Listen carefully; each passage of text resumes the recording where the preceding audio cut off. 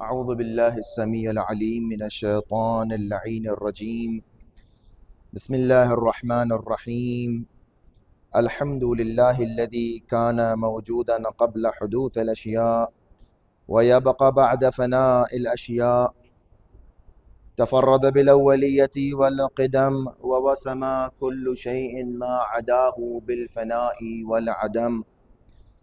كما قال عز شأنه: كل شيء هالك إلا وجهه وكل نفس ذائقة الموت.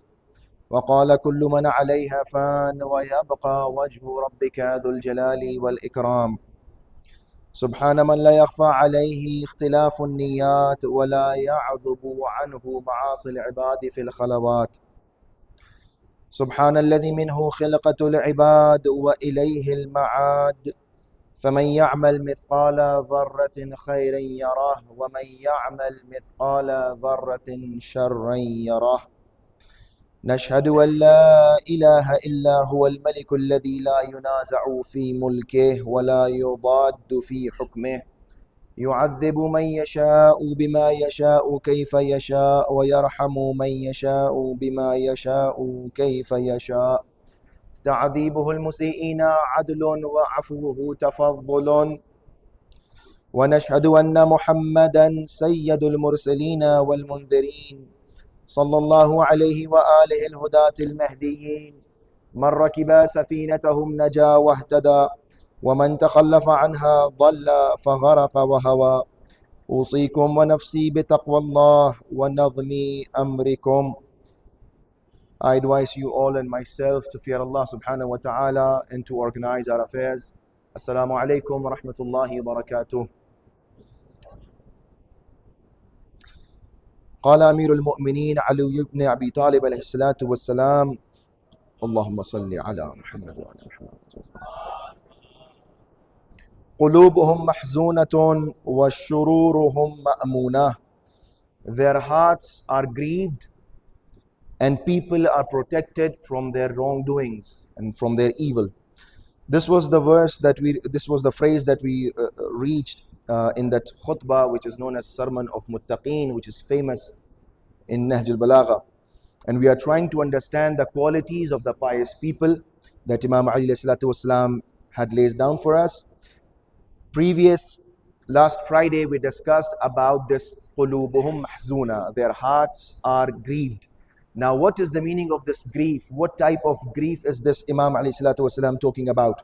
We discussed that there are two types of griefs. One is a positive one and the other is a negative one. We have two types of huzn. A huzn which is mamdooh and a huzn which is madhmoom, which is discouraged. Now we understood that a huzn which is madhmoom, which is discouraged, which is negative, leads to hasad, leads to hopelessness, ya'as, leads to sins, leads to doubting in the divine decree of Allah subhanahu wa ta'ala. Now today we want to discuss the huzn which is mamdooh, which is a praiseworthy huzn, which is a praiseworthy grief, which is positive, commendable. We have numerous riwayat and narrations in which this type of huzn is praised and this type of huzn is encouraged. There is a narration by our sixth Imam where he says, Inna Allaha yuhibbu kulla qalbin hazeen. Allah subhanahu wa ta'ala loves a grieved and a sorrowful heart. Wa yuhibbu kulla abdin shakur. And verily he loves his grateful servants. Now this qalbi hazeen, this grieving heart, this heart full of sorrow is not a bad sorrow, is not a negative sorrow, is not a negative state of having this grief. It is in fact something which is positive, something which is encouraged by Imam alayhi salatu wasalam. There is one more hadith from the sixth Imam. He reads out the text of Amir al-Mu'mineen. He reads the letter of Amir al-Mu'mineen where Imam says, أن المؤمن يمسي حزينا ويصبح حزينا.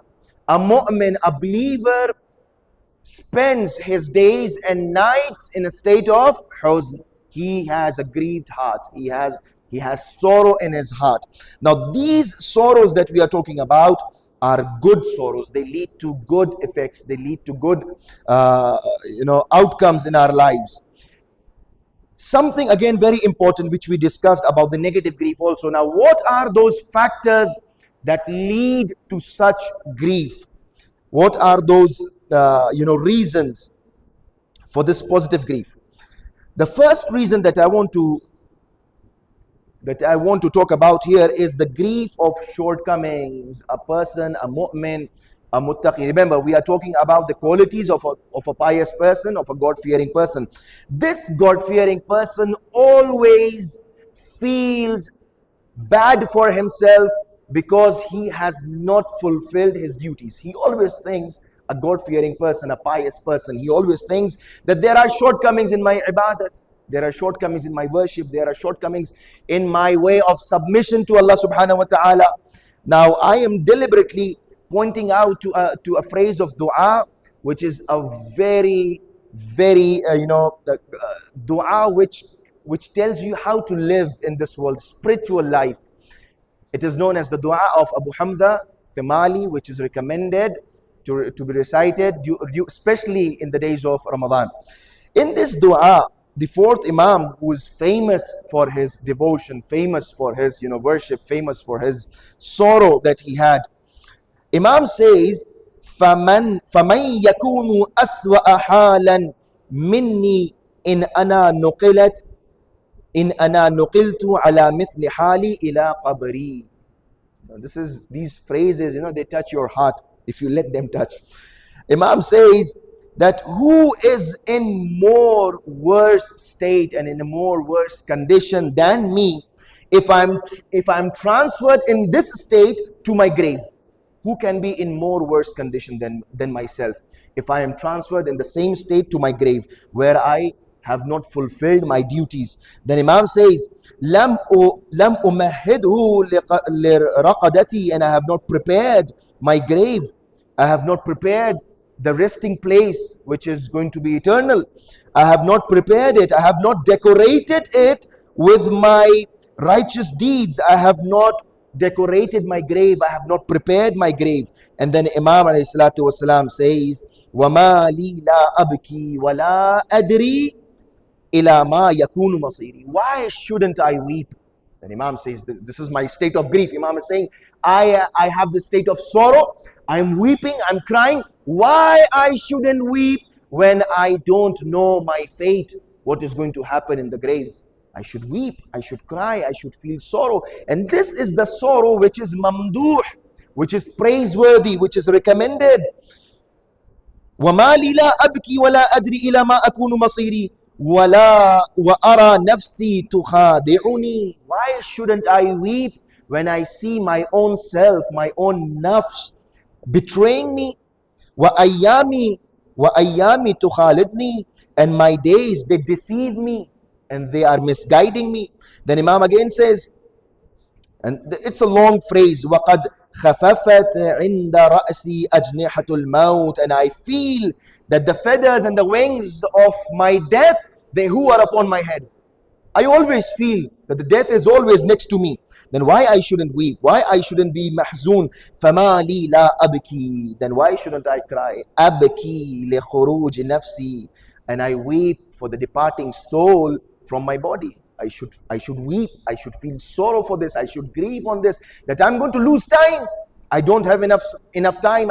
Sometimes, people think they have time. They have, all the time in this world they have it. And they're waiting. They're waiting and they're waiting. When it comes, when that death, the angel of death comes, then the person feels that, I was too late. Imam says that I feel this death. Why shouldn't I cry when I see that this soul is going to depart my body? Then Imam says, why shouldn't I weep for the darkness of my grave?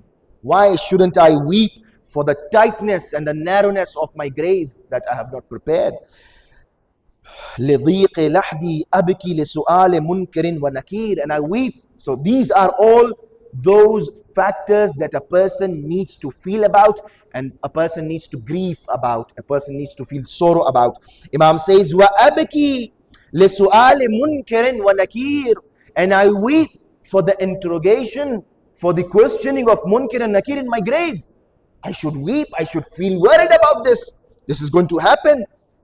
وَلَا أَبْكِي لِخُرُوجِ مِنْ قَبَرِي, and why I shouldn't worry and why I shouldn't weep for the moment I will rise from my grave humiliated and naked, and that is the time of hereafter. Why shouldn't I grieve for that?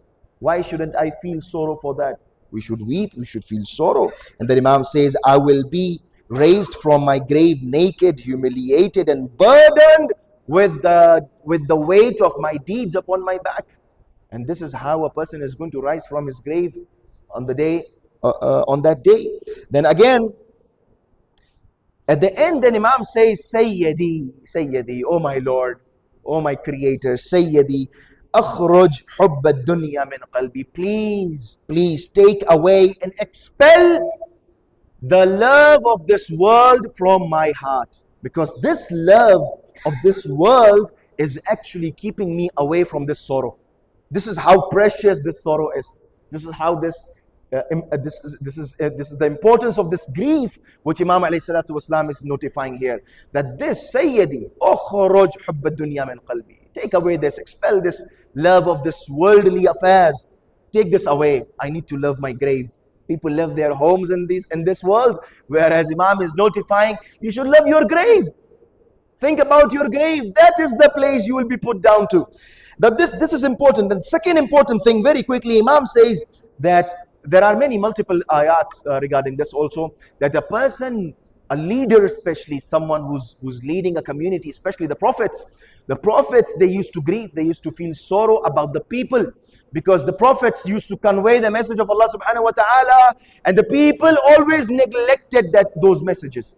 So Allah subhanahu wa ta'ala in chapter Kahf recalls and asks the Prophet, فَلَعَلَّكَ بَاخِعٌ نَفْسَكَ عَلَىٰ آثَارِهِمْ. Oh my beloved Prophet, I see perhaps you will destroy yourself out of this sorrow that people are not, accepting Quran. People are not obeying your word. إِن لَمْ يُؤْمِنُوا بِهَذَا الْحَدِيثِ أَسَفًا. This is the asaf. This is the sorrow. This is the state of grief that you are feeling. And this is there in the hearts of the prophets. Yes, this was there in the hearts of the A'imma alayhi salatu wasalam. And on a very, very small scale, sometimes it is also in the heart of a resident alim, when he talks about so many things and it is not being practiced in the communities and societies, the leaders, the teachers. A person should listen, a person should, and this was one of those first and foremost qualities of the pious people, that they put their ears where it is important for them to listen. Now, Imam alayhi salatu wasalam, third important thing, Imam says that people, they feel grief and they feel this sorrow, they feel this state of sadness when they are losing opportunities. Sometimes we don't care. Today we really don't care. Rajab, the month of Rajab is past, it's over. We have lost so much of opportunities. We only know. Now we are losing the month of Sha'ban. Okay, the days are passing by very quickly. We will enter Ramadan very quickly. Imam says, إِضَاعَةُ الْفُرْصَةِ غُصَّةٌ. Imam says, to lose opportunities is one of the major causes of grief. A person should feel grief in losing opportunities. A person sometimes does not feel that he is losing opportunities. There are gatherings, majalis, mahafil, Jum'ah, Salat al-Jama'ah, congregational prayers. People sometimes, they don't care. You are living besides the mosque. You hear the azan calling you, but still you don't care. This is the opportunity that you are losing, my friend. You think it is something to take for granted? You will know on that day, when those who participated and those who did not participated, the difference in their mercy and their rewards will be seen. Imam says that these opportunities, when a person loses, it is something to grieve upon. It is something to feel sad upon. It is something a person needs to take seriously. Now, very quickly, one more thing. Imam alayhi salatu wasalam in many of the narrations talks about how a person needs to feel sorry about the hardship of other mu'mineen.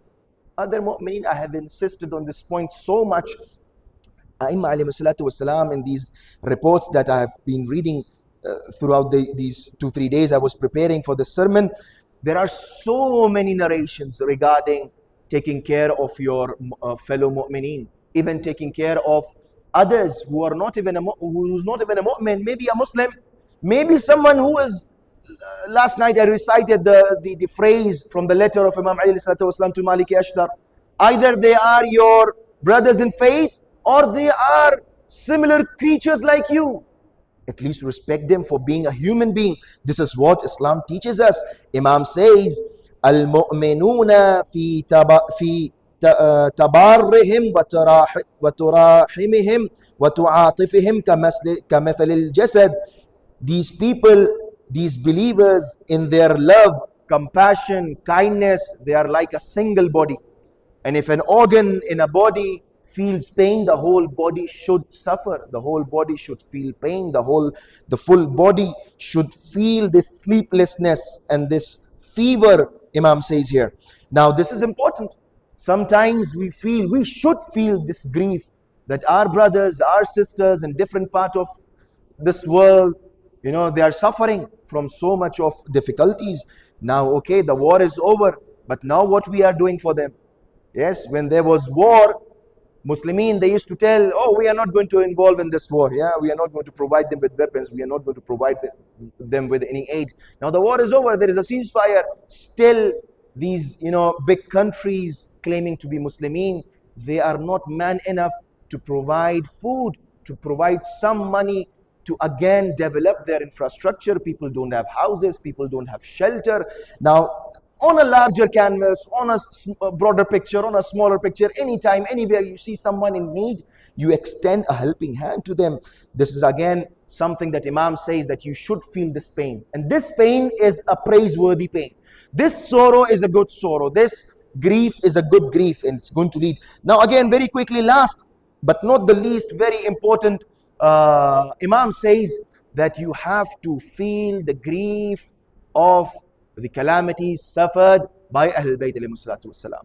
This is one of the most important griefs that a mu'min should feel. Imam says, Nafsul mahmum li dhulmina tasbih.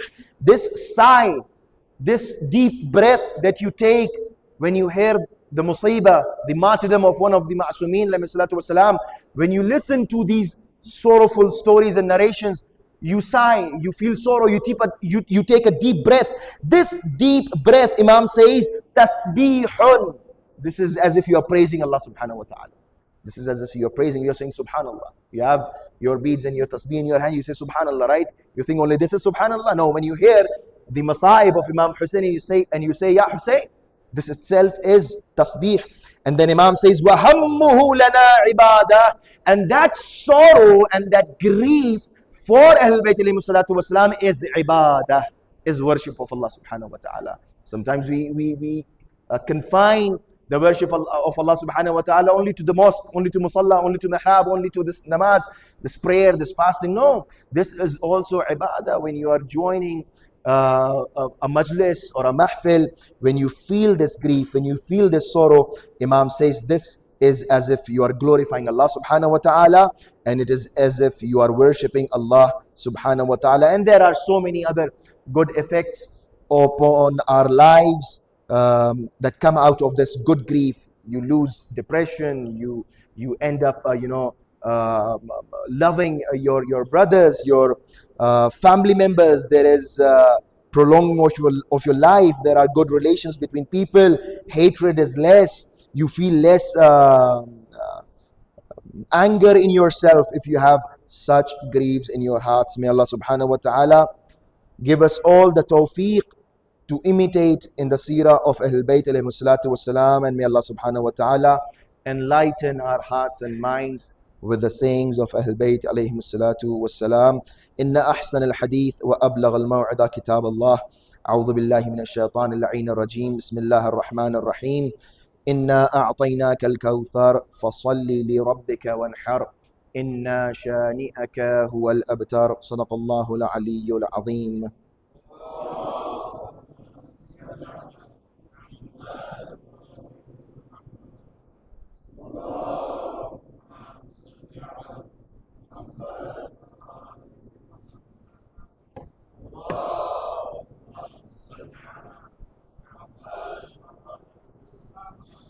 أعوذ بالله السميع العليم من الشيطان اللعين الرجيم بسم الله الرحمن الرحيم الحمد لله رب العالمين وصلى الله على سيدنا ونبينا وشفيع المذنبين أبي القاسم مصطفى محمد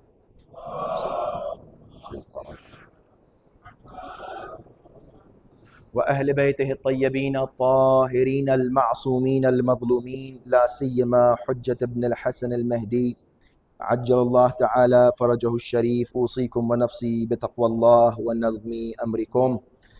I once again advise all of you and myself to fear Allah subhanahu wa ta'ala and to organize our affairs. This is the 14th week that we have been discussing this sermon, which is the sermon of Muttaqeen, a sermon which is counting for us the values and the qualities of the God-fearing, the qualities of the pious people. Now we will continue talking about this inshallah before Ramadan. I'll try to end this. But today, since there is not much time left, I will not continue. But a very important issue that I want to raise today and want to notify and to reflect upon, this is been coming up again and again. I've been asked many times. I don't know, sometimes you feel that there is a movement in the society, or there is some kind of worry. People continuously start asking the same thing. I don't know why this was happening, but still, my friends, Mu'mineen here, the issue of praying on chairs in the mosque. Now, this growing amount of my elders, they know these masail better than me, but for those who don't take it seriously, I want to just mention very quickly a few important masail. Now, I visited few mosques recently also. I have been seeing the growing numbers of chairs in the mosque. 20%, 40%, 30% at least people coming to the mosque are sitting on chairs and praying. While you see them, some of them, they will ride a bicycle and come inside, sit on the chair and pray.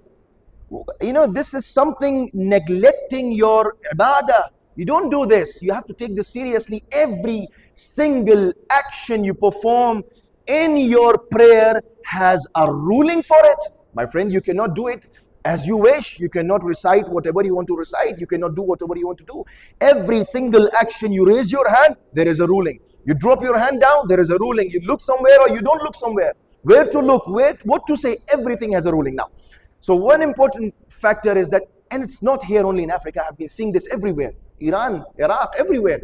Now this growing trend, sometimes it needs to be addressed. Sometimes things are taken very lightly, where a person does not know that his prayer or her prayer is becoming invalid. Something important. During our prayer, our namaz, the salat that we pray, we cannot take assistance from anything or anybody while we are praying. Yes, while we are praying, we need to stand, we need to say our own dhikr, we need to stand firmly without any support. So this is the first thing. And we need to perform every single action which is wajib during prayer. There are wajibats, and then amongst those wajib things, there are a few which are known as rukn, which are the pillars of your salat. Qiyam, standing, means standing. Qiyam are of four types. Qiyam is of four types.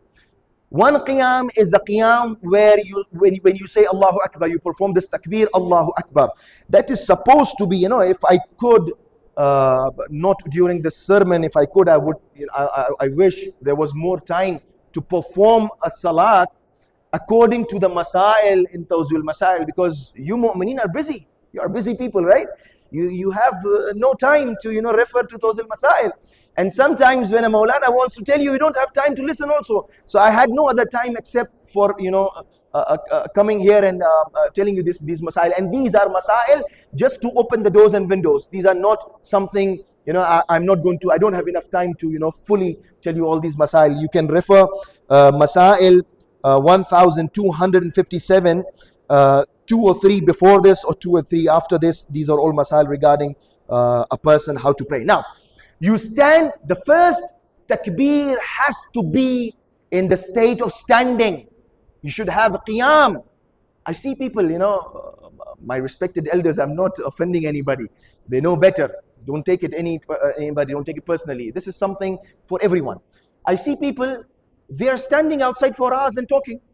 They walk properly. But as soon as you enter the mosque, you sit on the chair and you say Allahu Akbar. If someone is doing like this, his namaz is invalid. Because you have to stand at least for that single moment and say Allahu Akbar. That Allahu Akbar, that Takbiratul Ihram has to be in the state of Qiyam, which is wajib rukni. You cannot avoid it. You cannot sit on a chair and say Allahu Akbar. You cannot walk. Some people, when they want to join namaz, for example, the Jamaat has already begun. Someone wants to join the namaz and he's shouting from there, Allah, Ya Allah. Yeah, Maulana, stop. So the Maulana is, he's going to stop because to prolong his zikr.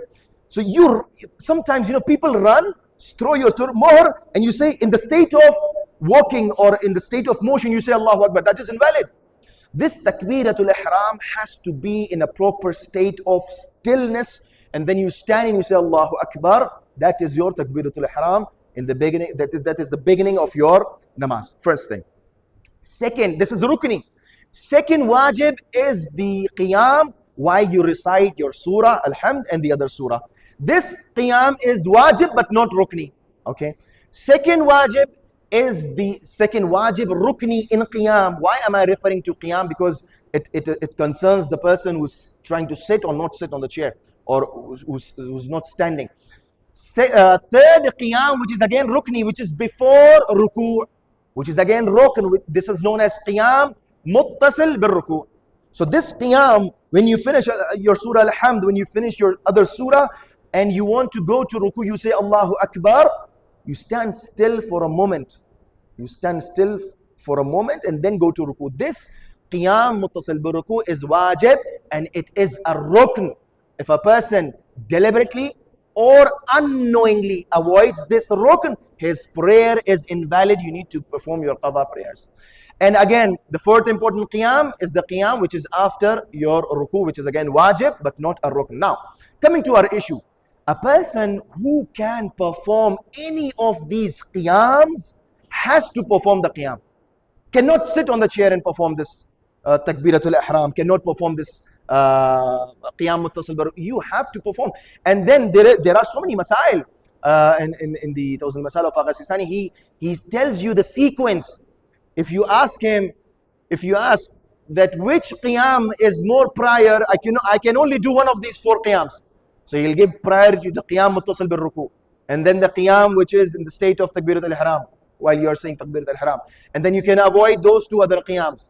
But then if you can, you have to. And if you can stand for only Surah Al-Hamd and you need to sit for the other surah, you recite Surah Al-Hamd while standing, then you sit for the other surah.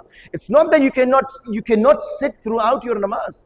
If a person can stand to whatever extent he can, he has to stand. If a person can take a support of a staff, he has to have a stick in his hand, cannot use a chair. I don't know from where these chairs came in. But people sometimes, someone told me, an elderly person here, he told me that Maulana, I have seen people, they sit on the chair.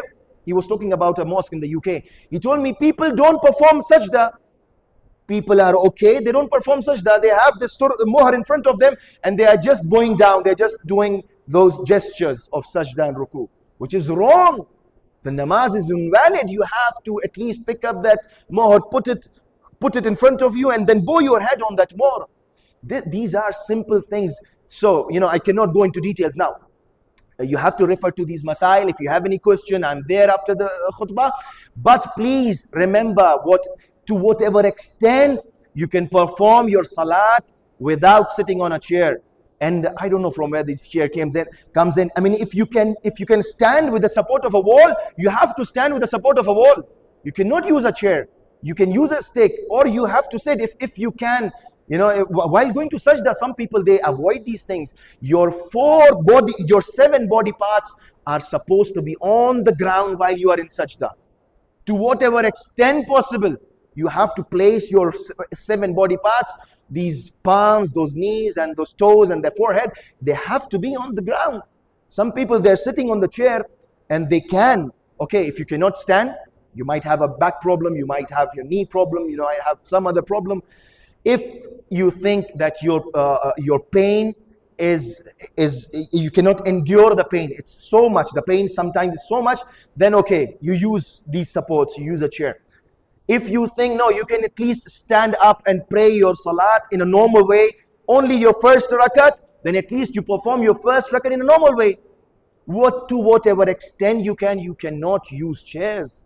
You don't take things for granted. You have to perform your prayer. If you can, Agha says, if you can stretch your legs while you're sitting in tashahud, stretch your legs and sit in tashahud. If you can sit, if you can kneel down in a way that you are sitting and people are saying that you are sitting and performing your tashahud and ruku, your sujood, do that. Whatever possible way and manner you can perform your salat without using a chair, you do it. Sometimes people take it for granted. I don't know why. I see young people, Maulana, my back is hurting. You can, my dear, you cannot. If your back is hurting, you do whatever possible. Yes, sometimes you might fear that the pain that you have might worsen the medical condition that you have. Yes, that is the time you are exempted. You can use a chair or a wall or a stick or whatever means that you have.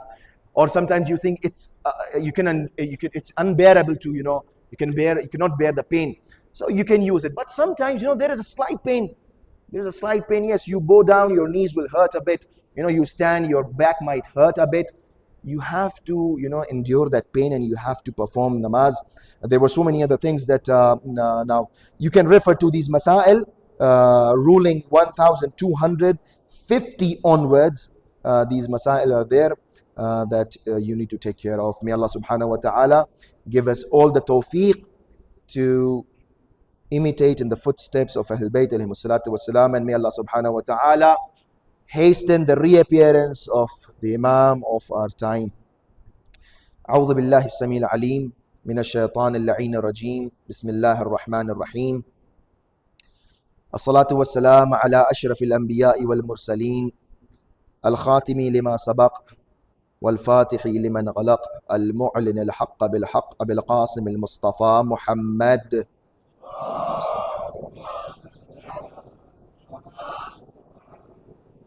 وصلي على وصي رسول رب العالمين آيتك الكبرى والنبأ العظيم أمير المؤمنين علي بن أبي طالب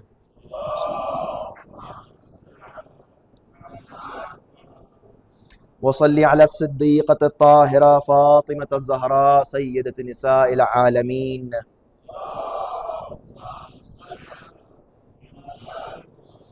وصلي على صبطي الرحمة وإمامي الهدى الحسن والحسين سيدي شباب أهل الجنة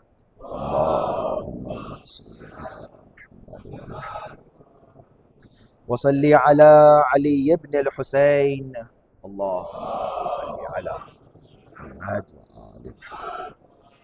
ومحمد بن علي اللهم صل على محمد وجعفر بن محمد اللهم صل على محمد وموسى بن جعفر اللهم صل على محمد وعلي بن موسى اللهم صل على محمد ومحمد بن علي اللهم صل على محمد وآل محمد وعلي بن محمد اللهم صل على محمد والحسن بن علي اللهم صل على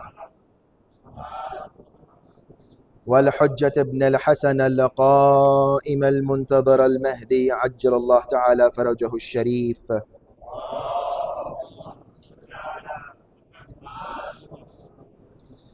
اللهم اغفر للمؤمنين والمؤمنات والمسلمين والمسلمات الأحياء منهم والأموات تابع بيننا وبينهم بالخيرات إنك مجيب الدعوات إنك على كل شيء قدير اللهم صل على محمد وآل محمد إن أحسن الحديث وأبلغ الموعظة كتاب الله أعوذ بالله من الشيطان اللعين الرجيم بسم الله الرحمن الرحيم والعصر إن الإنسان لفي خسر إلا الذين آمنوا وعملوا الصالحات وتواصوا بالحق وتواصوا بالصبر صدق الله العلي العظيم